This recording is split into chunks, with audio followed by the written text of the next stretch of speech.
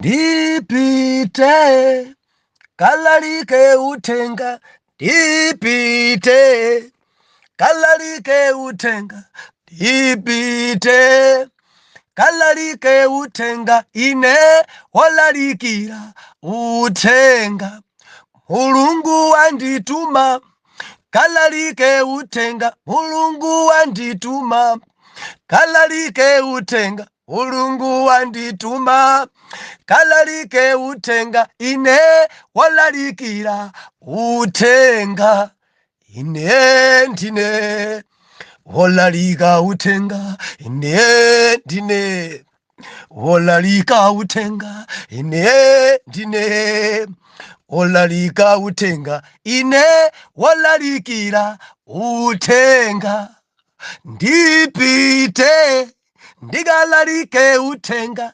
ndipite kalalike utenga, ndipite kalalike utenga, ine walalikira utenga.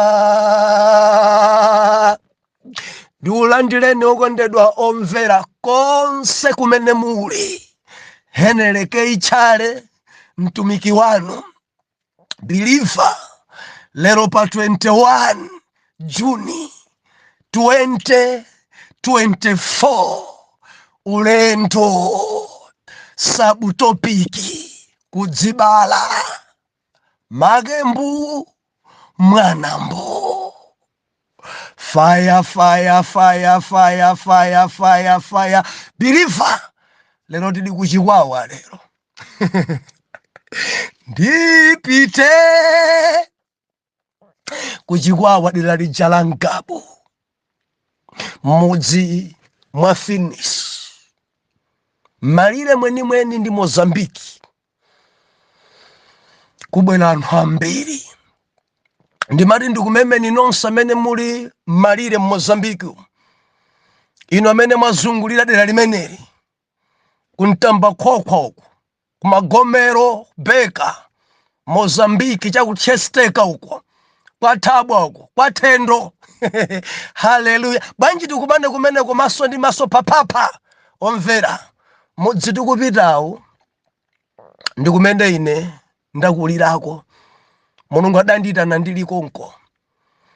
Kuja kumene ambiri mwayi wamakhulupirira Mulungu mbona. Ndakha ndikufotokoza maumboni amenewa, tikupita mudzi omwewo. Ma intercessor tapinda ni maondo, titsagane ni nkhope ya Mulungu. Adzitumiki amene ukayima onsewo, mbumba yonse ya Ayuda tililonse kumeneko. Fire, fire, fire, fire, fire. Ine ngolalikira. Kunalinji nsabatayi. Omvera, Mulungu walankhula, Mulungu wadzudzula, Mulungu wachenjeza, Mulungu watonthoza. Ndinako kutsimikizika mtima kuti sitili chimodzimodzi. Mulungu anena zambiri mu wiki imeneyi, endi kwavumbulitsidwa zinsinsi zobisika zambiri mu wiki imeneyi. Lolemba timanena kuti ndinu mchere komanso kuunika. Endi ndi topic imene tinachoka nayo sabata yatha, kunkhanija kuti tinkatonthozana chifukwa cha ngozi. Ndiye Mulungu anatsindika kwambiri, makamaka kwa inu oyera mtima, ana Mulungu. Mulungu Kristu Yesu polankhula ndi Petro ndi gulu lake anati ndinu mchere ndi kuunika kwa dziko. Ndefe tinakambirana una kodi mchere uli ndi ntchito yanji, nanga kuunikako kuli ndi ntchito yanji. Nde titafukula tinaona kuti ifeyo tili ndi gawo ngati mchere, akuti tisasukuluke. Zilipo zinthu zimene zimasukunula umchere kuti sungathenso kukolera, and baba nakuti umatayidwa kunja nkupondedwa. Dere kuli azimayi ambiri amvano pano si mchereso dziupondedwa. Dziri kumapazi kwa anthu dzangobwera mchere madeya, si dzikukomesanso dzakudya. Ne timaliza kwerere. Muwiki Mulungu anena, mukamakhala kundaleko onetsani mchere, mukamakhala ku ofesi onetsani mchere, mukamakhala ku ntchito onetsani mchere. mukamapita ku business onetsani unchere, mukamapita kunja kwa dziko onetsani unchere. Mukudziwa ambiri asukunuka, ambiri cha unchere chidatha. Ankapemphera ku Malawi kuno kunja sakupempheranso dzibandubandu, ena ngosanduka mahule achabechabe, ena ngosanduka atambwali pa mawu a Mulungu, ena sakupempheranso akungoledzera zabwera zidakwa. Cha unchere chidasukuluka, zabwera nchere madeya. Kwapeza kuti ankalalikira ku Malawi ajandi awa ino simungavomerenso. Ankaimba kwaya mayi odalika ujanduyo ino savomeranso. Dziko idamviviniza, adzisakaniza, nchere wasukuluka ukupondedwa ndi anthu. Ndinu nchere mukometse. Afrika adzadza tomato anyenzi akumveka kafungo kabwino koma sidzikukoma. Ndi Ambuye Yesu anati dziko lapansi ingakome ndi anthu opemphera. Ndimafuna ndinene ndale zingakome ndi anthu opemphera, koma chomvetsa chisoni kuti kundaleko nchere kusukuluka. Nyale siku yakanso ingotimatima, zikuoneka kuti sidziuyendanso. Ambiri athako afako kundale. Cha umulungu chidatha angosala nchere madeya dzene dzangosukuluka. Ndemo wiki Mulungu ananena tionetsere unchere kundale. Mukuyakabe anthu adasukunuka. Mukuyakabe konko, mukuyakabe ku kampaniyo, mukuyakabe. Ndimati ndinene mukuyakabe. Ambiri pano kuyaka kucha kudatha. Unchere ucha udatha. Molomoti mupolese zilonda. Mudziwa mabanja ambiri muli nchenche, dzinthu dzikuwola, fungo yokhayokha, nchenche yokhayokha, ndi nchere wokha umene umathamangisa fungo pamalo. Oyera mtima mabanja sachite kutha muli pompo. Ambiri malo momangirira ngati nchere mwapasula. Nchere madeya. Mwapeza anthu akulumana kenako mpaka natangu mulekeni amene, mulekeni mukwatira mkazi wina, mulekeni asamakunyadireni, pitani. Ndinu nchere simungamangirire. Kodi simungamangirire, simungaphunzise, kodi simungathandize kuti akhululukirane, kodi simungathandize kuti akhalebe pa gulupu, kodi simungathandize akhalebe ndi mbusa wawoyi. Malo moti pakhale mgwirizano mudabweresa chipasuko pamalo pamene mumafika ino amangulumanapo. Tikudabwa nanu. Ndinu nchere wa mtundu wanji. Ambuye akulankhuleni.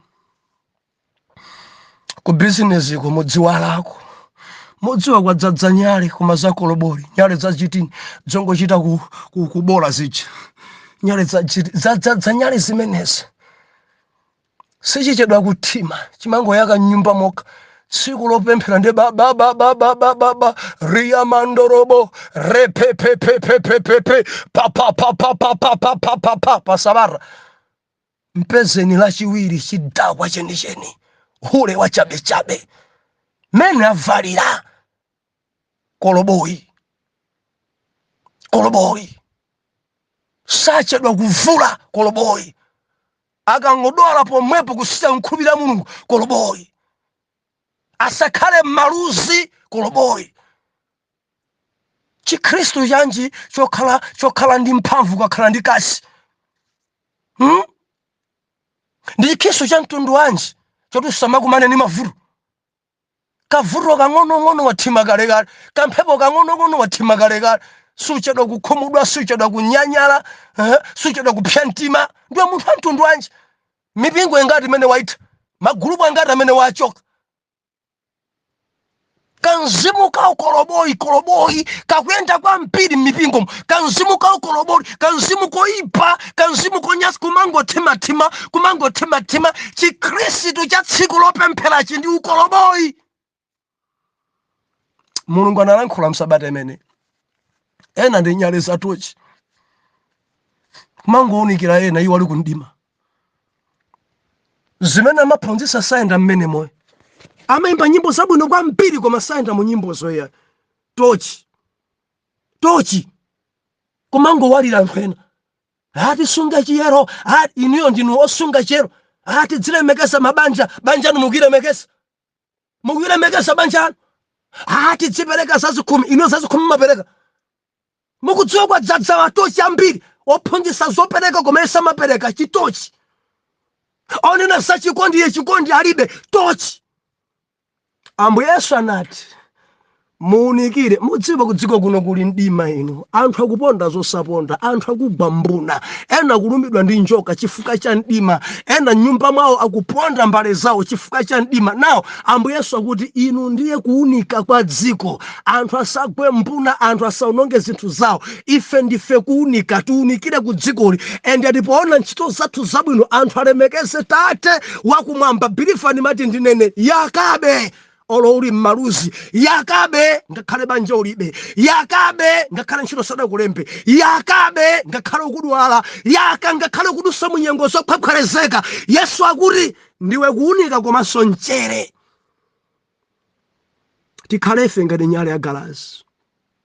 Zowuluka zidzimenya galasi yathu, zifuwa zidzimfinedzi, maluziwa ndiye kunitumikira Mulungu umeneko. Mondimva tidzikumana nazo, maese tidzikumana nawo. Anthu adzititukwana, anthu adzitinyoza, ndidzitete dzikumenya galasi yathu chifukwa cha kuyaka. Musaganize kuti dziko ikhala chete, adzitinyoza, adzititukwana, satimvera kukoma. Ndimene dziko nakasiti kuyaka paja. Tisamakhalanso ngati moto wa maudzu, moto wa mabango. Ongoyaka 5 minutes, anthu moto. Kungomaliza 5 minutes moto so jazi. Ati pambo utumiki pamtunda paja, utumiki. Pano dzilipo bedzoyaka titi. Chidazima kale kale. Moto inde koma wa mabango. Ndemu wiki amene kuti ife tikhale chikuni chosunga moto, anthu adzibwera kudzapala pa ife. Kodi timamvera bwanji amuna athu, anthu adzibwera kudzapala pa ife. Mene timakondera akazi athu, anthu adzibwera kudzapala pa ife.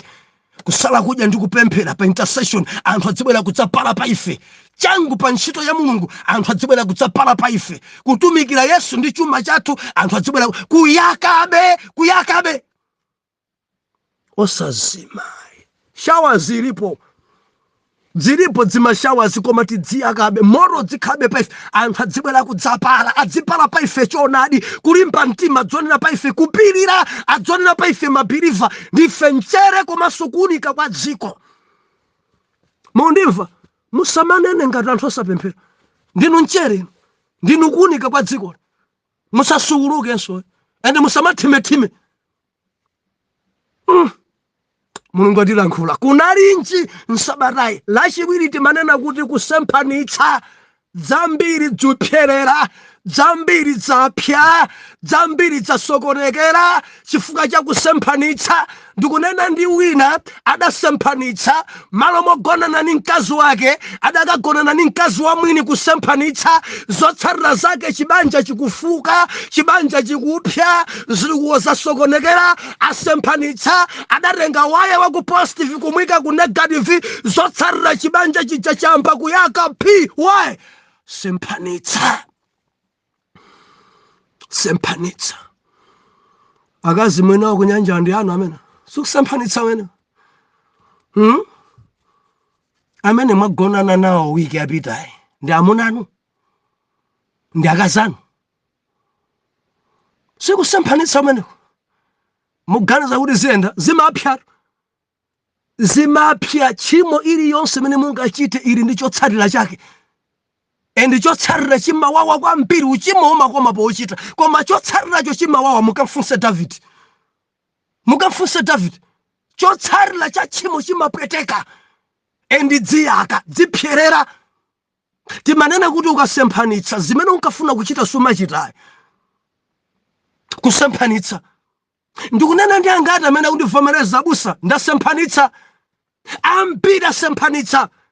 Muli kunja kwa dziko mudapirira magobo kumeneko. Mwasiya mkazi ndi ana kuno. Koma kunjako mwapezanso mkazi, mukhala nyumba imodzi. Endi mkazi mwamuza kuti kumalawi kuno mulibeko mkazi, mulibenso ana. Sikusemphanitsa kumeneko. Chitukuko chingayende.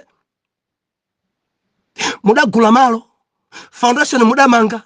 Pano mkazi akudikira ndalama mutumize kuti nyumba ichamarizidwe kumangidwa. Koma pano mwapeza chibwenzi mukhalacho nyumba imodzi, mudachipusisa kuti mkazi mulibe mukuchokera ku sukulu.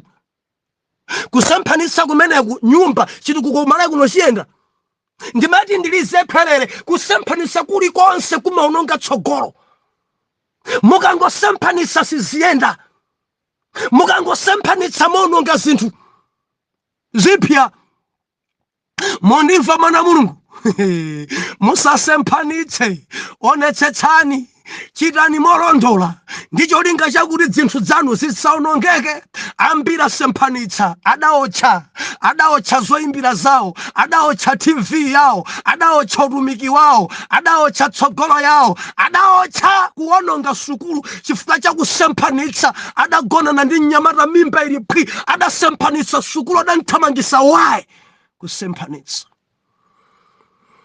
ena thamangisidwa magulupu mukusemphanitsa adimina kunena zina iya kupanga zina adasemphanitsa adamthamangisapo choka magulupu angati amene mwachosoda ambuya kulankhuleni kusemphanitsa lachitatu timaona ife nkhanza nditi naimaliza dzulo nena kuti pewa chitonse mwana nkhanza kudziko kuno kuli Aedomu amene satifunira zabwino ndefe tinaifukula dzonera kuti kodi mu Edomu ni ndani? Aedomu ndi adzukulu a Esau, Aisraeli ndi adzukulu a Yakobo, and Yakobo ndi Esau ndi ana abambo ndi mayi mmodzi, and awawa ndi abale, and Israeli akupempha mbale wake tiduse nawo madzi anu sitimwayi mmera sitiponda and chakudya chanu sitidya tindacho kale chathu tingodusa tikupempha njira. Edomu adakaniza njira koma Edomu ngoyipa kopya bilifa tamvera munthu amene akumana njira kodi amene madzi akumanga kupase uyu urati ulibe ufa wodyesa ana kumpempha gereni kono ufa angapereke ufa uyu amene akukanisa njira adaikaniza njira kuti ana Israeli saraneri asaduse mtima utauma akuti ukayerekesa kuponda nthaka yathu lupanga igwebana. Mudziwa kudziko kuno kuli Aedomu ambiri ndeti manene efe nsabatayi Aedomu ena ndi abale anu kuteko amene aunonga tsogolo ya inuyo ndi abale anu amene akutchingirani nsewu ndi abale anu ndi ukamba ndi wino lukunja kwa dziko koma abale ako aunonga zoweta zako zoweta atakugulisa abale Maedomu kumangu kupasa ripoti yabodza Maedomu aunonga chuma cha mbale wawo Maedomu sakukondwera ndi mbale wawo chimtima choyipa maufiti mphidzi jealous akhale ndani amene angatipambane ife akhale ndani amene achinga nsewu sungaduse ndamikambo efa cha makomenti pa nkhani ya Edomu wina amene kuti abusa ndidagula malo ndi mbale wake ndi ng'ono wake ndalipira ndalama asayinira kena kuti ndibwerese nchenga ndibwerese zidina njerwa kudzampeza mbale uja kukana maloru apa mtundu malo wa ng'ono wake agulisa ng'ono wake malo koma wogulayi kuti abweresepo nchenga ati njira palibe. Edomu kuipidwa mukutchingirana nsewu apa musaduse mpaka na ena ikadzimiyala ena kumba apa musaduse ena ikadzobaya apa musayerekeze mukangodusa so moti ena kukangana malire. Ndeni mapempha ine msabatayi mafumu tithandizeni, mameya oyang'anira mzinda tithandizeni, nyumba zizikamamangidwa ngakhale m'mamidzimu munthu asamachite kumanga mmalire mwenimweni adzisiyako 2 meters yoti anthu adzidusa 2 meters ya nsewu osangomanga mmalire mwenimweni anzako azidusa ndikuti kutseri kwa nyumba yako kuli poloti anthu akumeneko akuswekaso amange uyu asiye 2 meters uyu asiye 2 meters pakati pa pakhale nsewu kuti galimoto truck ya njelo idzidusa koma chifukwa cha chinzimu cha Edomu munthu akumanga mmalire mwenimweni. Haleluya. Padzadza Edomu oipidwa ansanje ankhwidzi otchingira ena kuti asaduse. wina manduza kuti abusa kugula munda kudzala munda kumadusa ndi pamenepo ndi khasu kupita kalima kubwera kupita kalima njira nkumapezeka. Lero zokolola zija zapya akukolola kuti atute apite ku nyumba tinsewu palibe. Chimanga chanu mudusa nacho ndi kuti apatu nsewu palibe tatseka. Ndi madusa ndi khasu pamenepa simudanduze bwanji kuti kulibe nsewu. Ndalimalima chimanga chapya bwinobwino lero ndakolola ndifuna kuti nditute ndikazisiye ku nyumba kuti ndidalitsike nacho nsewu mwatseka liti. Ende chifukwa chani mwatseka chaonongeka ndi chani nthakayi yamba kudyeka pamene madusa eti munthu kungoponda 1 2 3 kungodulu kutulusa chimanga chake munda ati tatseka njirayi. Akamapondapo atasenza chimanga chinde kuti nthakayi basi idzitha mbali imodzi. Chinzimu cha Edomu, chinzimu choyipidwa. Mudziwa tatsekedwa zinjira mwa azungu makampani ntchito tikugwirasi ena tipondaponda ndi abale athu amtundu umodzi. Ana Esau kuchitira jealousy ana Yakobo. Abanja limodzi opemphera kokha kupondana achipembedzo chimodzi tikufinya naso. Amene angandipambane angagule chigalimoto chachikulu, amene angandipambane angamange nyumba yabwino, amene angandiposa endi tikufinya natokha mpakana kutsekera nanse. Ndedziro limanena kuti apewe pewa pambuka usalimbana naye uchanu Edomu muleke munthu oyipa omana njira sangakupase ufa, munthu oyipa otseka njira sangakupase chilichonse. Moses anati ndi Israeli tidzalipira ngati mbuzizo zingadyemera kapena kumwa madzi anu, tidzalipira tili ndi kashi tikupasani ngati china chache chingaonongeke pamene tikudusa. Koma munthu oyipa ngoyipa basa kuti no ukangoyerekeza kuponda nthakayi tigwebana ndi malupanga pano. Oh haleluya. Apewe ena aneba madzuka makuti kwana musimudamu yambe ya impeweni kungodzuka ba ndamva mukumantinena ndamva mukunena kuti ineyo ndakwatidwa ndamva ino ndanena ndausa ndani anthu adziwa bwanji kutsali chikunkhani pano angadziwe bwanji kuti nyimbo manga mmalo wa mamuna bwanji andiyimisa ndi basa discipline when inu mwanena mwausa kula mpingo. Haleluya. Apewe mwina ni musika amene mwangoyala pena pake wina kufika wayeranji pamenepa choka pamenepa chosa malondako ni mala pewa mupewe Mwedomu ngwamulomu. Mwedomu kutukwana nkudya kwake. Mwedomu alibe khalidwe mpewe. Ukalimbana naye zako zisokonekera mpewe. Kuli dzanthu dzosapemphera za mkhwidzi zoyipa zoyipidwa zimadana ndi mabizinesi athu, kudana ndi ana athu, kudana ndi chilichonse chathu nimati ndiliza khwerere. Apewe kunalinji nsabatayi I believe itadalitsika. Lano bwanji mulole kuti ndiombe nkora ponena kuti kudzibala magembu mwanambu. Tiwerenge Numeri chapter number 20 verse number 22. Chapter 20 verse number 22. Mawotsogolera imfa ya Aloni. Verse 22. Ndipo anayenda ulendo kuchokera ku Kadesi ndi ana a Israeli ndilo khamu lonse anadza ku phiri la Hori. Ndipo Yehova ananena ndi Moses ndi Aloni m'phiri la Hori malire a dziko la Edomu ndi kuti Aloni adzayitanidwa kunka kwa anthu a mtundu wake, pakuti sadzalowa m'dziko limene ndinapatsa ana a Israeli, popeza munapikisana ndi mawu anga ku madzi a Meriba. Tenga Aloni ndi Eliazara mwana wace nukwere nawo m'phiri la Hori. Nuvule Aloni zovala zace, numveke Eliazara mwana wake, ndipo Aloni adzayitanidwa kunka kwa anthu a mtundu wake, nadzafa komweko.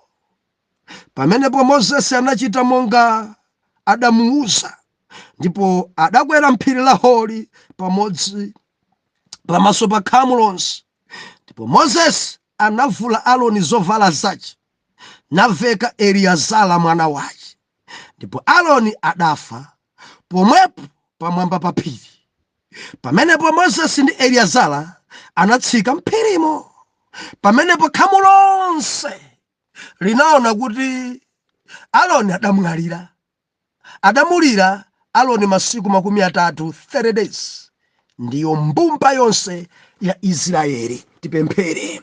Dadi, nenaninso ku moyo wa mwana wanuyu ende mulimbikitseni, tidzamva m'dzina la Yesu. Amen. Oyera mtima, lero potseka sabatayi tikunena kuti kudzibala makembu mwanambo.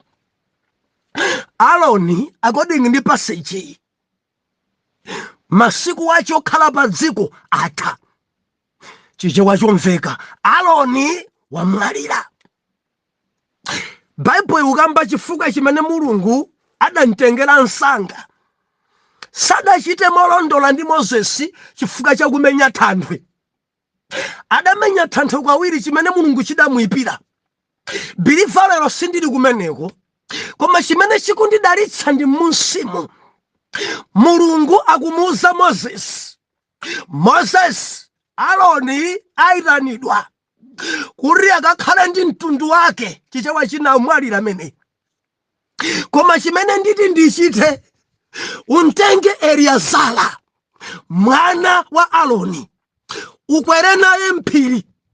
Ndipo chimene uchite Moses, uvule chovala cha Aaroni numveke Eliazara. Pamene uyu akumwalira, ntchito imene ankagwira Aaroni ya unsembe ya ulevi, ntchito imeneyoyo ikhale ndi Eliazara. Muli bwanji ma Eliazara nonse? Ndili ndi mwana ine nkepitaoni Eliazara, ana Aaroni. Chundidalitsa ine Eliazara akuchita onga dadi wake, akuchita onga kholo lake, adayamwira utumiki wa dadi wake, ankachita onga dadi wake, and sipadasowe munthu atamwalira Aaroni. Zofunika ana adzikhala ngati bambo awo. Mudziwa dzana dzambiri dzalero sizikutsanza bambo awo. Dzana dzambiri dzadzibusalo ndi dzana zopulikira. Dzana dzambiri dzadzibusalo ndi dzana onga dzana dza Eli, dzana zochitisa manyazi. Dzana dzambiri dzatumikiro ndi dzana zomvesa chifundo, dzana zoipa, dzana zafodya, dzana zoledzera, dzana zonyansa. Lero tikunena kuti kudzibala makembu mwanambo. Aaroni, Eliazara mwana wake Mulungu akumvomereza. Pamene uyu akuchoka, pamene uyu ndikuntenga, Eliazara alowe mbalo. Chidachitika ninji kuti Mulungu avomereze Eliazara? Gawo lina adali mwana osatsanza dziko.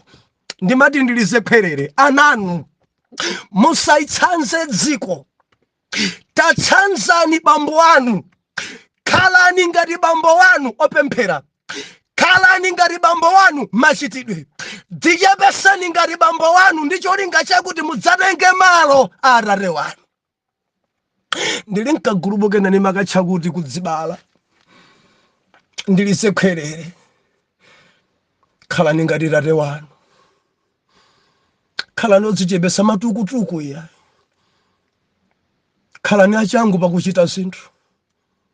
Khalani omvera atate wanu. Umadzakhala muchimene bambo wako ali, ukakhala mwana omvera ndi wachangu. Mudziwa ana ena samvera bambo awo ndipo amamvesa chisoni bamboyo, amakhumudwa na bamboyo. Mudziwa pali ana ena omafika pena khona kuti mwana uyu bora akadapanda kubadwa. Ndamvapo ine makola kudandaula mwana, bora akadapanda kubadwa mwana, makhadwe oyipa a mwana. Eliazara ndidalitsa sadatsanza nyamara ozunguza, sadatsanza zimai ozunguza, sadakhala ngati anthu olowerera. Eliazara ankachita ngati dadi wake. Eliazara ankasunga mwambo. Eliazara adali odzichepesa. Eliazara adali osunga mawu. Eliazara adali wachangu. Eliazara ankavala onga wansembe. Eliazara ankachita monga opemphera. Eliazara ankalemekeza Yawe. My spiritual son and my spiritual daughter tamverani, kalani omvera Mulungu, kalani onkonda Mulungu, kuti mudzatenge malo a dadi anu. Chinsinsi chotumikwa Mulungu, Mulungu amabwezeresa mayikapo mwana omvera. Kanu omvera, kanu wachangu, pali zinthu zina munaso mumazimvesesa. Koma ngati mwana musamuzimvesese ndi muzitsate zimenezo, ndicho linga chakuti mudzatenge malo a Atate wanu. Tukamba chakudzibala, make mbu, mwana mbu. Dzikumadabwisa lero. Make ali mbu koma mwana ali black. Mwalanda ndani? Bambo anu wofatsa, inu mwalanda ndani? Bambo anu wachangu pakuthandiza, inu mwalanda ndani? Bambo anu amasala kudya ndikupemphera, inu iyo mwalanda ndani? Tunena kuti make mbu, mwana so mbu. Osati make mbu, mwana black. Ai, kuti kujana tsambiri nza black, jana tsambiri nza red, jana tsambiri nza yellow, jana tsambiri nza green, jana tsambiri zikuonesa blue. Tunena kuti make mbu, mwana mbu, kufanana ndi spiritual advisor, kufanana ndi spiritual mamu wako, kufanana machitidwe onga Eliazara. Jehova nene kuti malo a Aroni akulowapo Eliazara. Mumafanana nao. Bwanji mumachita zanu. Mufanana ni ndani ino? Machitidwe anu mufanana ni ndani? Funso langa naye, bambo anu kuzimu amakudalirani? Mumayendera limodzi muzonse? Kapena mumachulukisa sondale? Haleluya. Simungakhale ngati Eliazara, ovala ngati wansembe, odekha ngati wansembe, wachangu ngati wansembe, wochita monga bambo wake Aroni, kumwamba nkumati yes, mvule zovala endi mveke Eliazara. Haleluya. Dzusowa idzi kuvula za Aroni kumveka Eliazara. Funso langa, bambo anu akadzatengedwa, kuti zovala zache kumwamba angadzanene kuti mvuleni, mvekeni uyo. Vulani zacha lezo. Kodi angadzanene kuti tavekani apita? Kodi angadzanene tavekani Davidewa? Kodi adzanena Yaweyo? Kodi tamvekani Elisei? Kodi kumwamba kwadzanena? Kuti tamvekani Samuel? Adzanena Yaweyo kuti mese inso avekedwe? Ndinene pano, dzimarengera mwanayo akukhala ngati ndani, akuchita ngati ndani, akuvala ngati ndani, akumvera ngati ndani, usati wonse. Khalani onga Eliazara, make mbu, mwana mbu. Bwanji tikakumane kuchikwawa mudzi mwa finishi lero mpaka na Sunday, fire vangeli mbali yende, ma intercessor taimani nafe kumene kukukayaka kuyambira lero, pangabu kwa yaka moto, tipempherereni tikapambane tikagonjese. Dadi, mutsagane nafe, zamphamvu zikachitike, odwala akachiritsidwe. Zikomo chifukwa cha mwana wanu uyu mwamulankhula, akwena kukhala ngati Eliazara, afanane ndi tate wake muzimu. Jehova chitani, endi muwiki matilankhula zambiri muzonsezi, lolani kuti zitimangirire pa moyo wathu oyenda nanu mulendo olowa mkanani. M'dzina la Yesu oyera mtima tiyankhe kuti amen and amen.